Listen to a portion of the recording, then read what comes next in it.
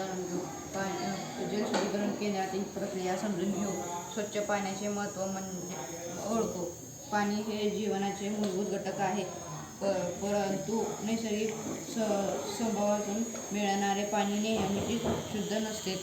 त्यामध्ये धूळ, माती, जंतू, इतर रासायनिक मिसळलेले असतात. त्यामुळे पिण्यायोग्य पाणी बनवण्यासाठी जलशुद्धीकरण केंद्रात विविध प्रक्रिया केलेल्या जातात. जलशुद्धीकरण प्रक्रिया एक, गाळणी. मोठी पदार्थ गाळणीमधून गाळले जातात. दुसरं, थांबवणे. जडकण खाली बसतात.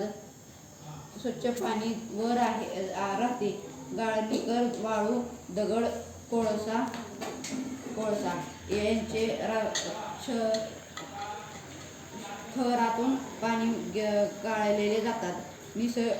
निसर्ग जलशुद्धीकरण केंद्रामुळे आपल्याला सुरक्षित, स्वच्छ आणि आरोग्यीय पाणी मिळते. स्वच्छ पाणी हे प्रत्येकाच्या जीवाला अत्यावश्यक आहे. त्यामुळे प्रत्येकाने पाण्याची नासाडी टाळून त्याचे जतन करणे आवश्यक आहे.